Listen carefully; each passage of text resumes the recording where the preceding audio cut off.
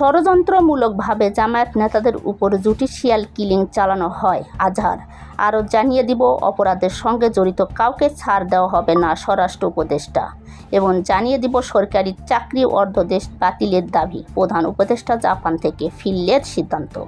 আরও জানিয়ে দিব, রিয়াজ হত্যা মামলায় আনিসুল হক ও সালমান এফ রহমানের 2 দিনের রিমান্ড। সর্বশেষ জানিয়ে দিব, জাপানে পৌঁছেছেন প্রধান উপদেষ্টা। ষড়যন্ত্রমূলকভাবে জামায়াত নেতাদের উপর জুডিশিয়াল কিলিং চালানো হয়। আজহার 2025 সালে 28 মে জামায়াত নেতা এটিএম আজহারুল ইসলাম কারামুক্ত হয়ে রাজধানীর শাহবাগে সংবর্ধনা অনুষ্ঠানে অংশ নেন। এ সময় তিনি অভিযোগ করেন, ষড়যন্ত্রমূলকভাবে জামায়াত নেতাদের বিরুদ্ধে জুডিশিয়াল কিলিং চালানো হয়েছে এবং তাকে মিথ্যা মামলায় ফাঁসানো হয়েছিল। অনুষ্ঠানে জামায়াতের আমির ডক্টর শফিকুর রহমান আওয়ামী লীগের পতনে সকল শ্রেণীর মানুষের ভূমিকার কথা তুলে ধরে দলমত নির্বিশেষে ঐক্যর আহ্বান জানান। 2014 সালে মানবতা বিরোধী অপরাধের দায়ে আন্তর্জাতিক অপরাধ ট্রাইব্যুনাল এটিএম আজহারুল ইসলামকে মৃত্যুদণ্ড দিলে তিনি আপিল করেন। দীর্ঘ বিচারিক প্রক্রিয়া শেষে 2025 সালের 27 মে আপিল বিভাগ তার মৃত্যুদণ্ড বাতিল করে খালাস প্রদান করে। উল্লেখ্য, এটি প্রথম যুদ্ধাপরাধ মামলা যা রিভিউ পর্যায় থেকে পুনরায় আপিল শুনানির সুযোগ পায়। 2012 সাল থেকে তিনি কারাবন্দী ছিলেন। অপরাধের সঙ্গে জড়িত কাউকে ছাড় দেওয়া হবে না স্বরাষ্ট্র উপদেষ্টা। 28 মে রাজধানী ফার্মগেটে বাংলাদেশ কৃষি গবেষণা কাউন্সিলে আম রপ্তানি কার্যক্রমের উদ্বোধনী উপলক্ষে আয়োজিত অনুষ্ঠানে আইন শৃঙ্খলা পরিস্থিতি নিয়ে বক্তব্য দেন স্বরাষ্ট্র উপদেষ্টা অবসরপ্রাপ্ত লেফটেন্যান্ট জেনারেল জাহাঙ্গীর আলম চৌধুরী। তিনি বলেন, রাজধানী সহ সারা দেশে আইন শৃঙ্খলা পরিস্থিতির উন্নতি হয়েছে এবং সব অপরাধীকে আইনের আওতায় আনার চেষ্টা চলছে। শীর্ষ সন্ত্রাসী সুব্রত বাইনের গ্রেপ্তারের প্রসঙ্গে তিনি জানান, তাকে ধরতে সময় লেগেছে, তবে কাউকে ছাড় দেওয়া হবে না। একই অনুষ্ঠানে কৃষি উপদেষ্টা জাহাঙ্গীর আলম চৌধুরী বলেন, কৃষকদের উৎসাহিত করতে হবে যাতে উৎপাদন বাড়ে এবং রপ্তানি বৃদ্ধি পায়। উৎপাদন গত বছরের তুলনায় বেশি হয়েছে বলেও জানান তিনি। আমদানি নির্ভরতা কমাতে রপ্তানি বৃদ্ধির উপর গুরুত্ব করেন তিনি। সরকারি চাকরি অধ্যাদেশ বাতিলের দাবি, প্রধান উপদেষ্টা জাপান থেকে ফিরলে সিদ্ধান্ত।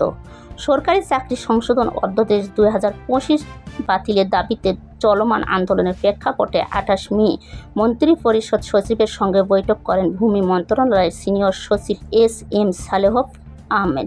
তিনি জানান, প্রধান উপদেষ্টা ডক্টর মোহাম্মদ ইউনূস জাপান সফর শেষে 31 মে দেশে ফিরলে তাকে বিষয়টি অবহিত করা হবে এবং সিদ্ধান্ত তখনই নেওয়া হবে। আন্দোলন স্থগিত রাখার আহ্বান জানালেও কর্মচারী ঐক্য ফোরাম জানায়, তারা আলোচনা করে সিদ্ধান্ত জানাবে। প্রসঙ্গত 22 মে উপদেষ্টা পরিষদের বৈঠকে সরকারি চাকরি আইন 2018 সংশোধন করে নতুন অধ্যাদেশের খসড়া অনুমোদন দেওয়া হয়। এরপর থেকে বিভিন্ন দপ্তরের কর্মচারীরা এর বিরুদ্ধে আন্দোলনে নামেন, যার ফলে সচিবালয়ে কাজকর্ম প্রায় অচল হয়ে পড়ে। 27 মে রাতে 4 দিনের সফরে জাপানের উদ্দেশ্যে রওনা হন প্রধান উপদেষ্টা। রিয়াজ হত্যা মামলায় আনিসুল হক ও সালমান এফ রহমানের 2 দিনের রিমান্ড।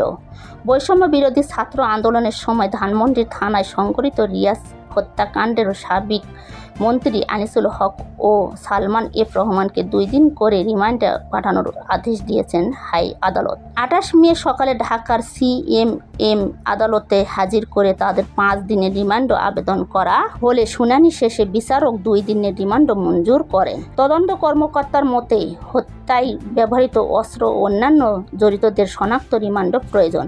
এছাড়া রাজধানীর বিভিন্ন থানায় একাধিক হত্যা ও হত্যাচেষ্টা মামলায় সাবেক মেয়র আতিকুল ইসলাম, সাবেক এমপি কামরুল ইসলাম, সাবেক প্রতিমন্ত্রী জোনায়েদ আহমেদ পলক, আমির হোসেন আমু, রাশেদ খান মেনন ও হাসানুল হক ইনুকে নতুন করে গ্রেপ্তার দেখানো হয়েছে। জাপানে পৌঁছেছেন প্রধান উপদেষ্টা। 4 দিনের রাষ্ট্রীয় সফরে 28 মে জাপান পৌঁছেছেন প্রধান উপদেষ্টা ডক্টর মোহাম্মদ ইউনূস। বাংলাদেশ সময় সকাল 11টা 15 ও জাপান সময় দুপুর 2টা 15 তিনি টোকিও পৌঁছান। এর আগে 27 মে দিবাগত রাত 2টা 10 হজরত শাহজালাল আন্তর্জাতিক বিমানবন্দর থেকে রওনা দেন তিনি। সফরে ডক্টর ইউনূস টোকিওতে অনুষ্ঠিতব্য নিক্কেই ফোরামের ফিউচার অব এশিয়া সম্মেলনে অংশগ্রহণ করবেন এবং জাপানের প্রধানমন্ত্রী শিগেরু ইশিবার সঙ্গে দ্বিপক্ষীয় বৈঠক করবেন। সফরে বাংলাদেশ থেকে 1 লক্ষ দক্ষ জনশক্তি পাঠানো, মাথার বাড়ি মহেশখালী প্রকল্প সহ জাপানি বিনিয়োগ বৃদ্ধি, জাইকার সঙ্গে বৈঠক এবং সরাসরি বিমান যোগাযোগ পুনরায় চালুর বিষয়ে আলোচনা হবে। পররাষ্ট্র মন্ত্রণালয়ের তথ্য মতে সফরে 2 দিনের মধ্যে 60টি সমঝোতা স্মারক সই হতে পারে। সামরিক খাত প্রাধান্য না পেলেও অর্থনৈতিক সহযোগিতা, বিশেষ করে $1 বিলিয়ন স্বল্প সুদে ঋণ সহায়তার প্রস্তাব উত্থাপন করবেন প্রধান উপদেষ্টা।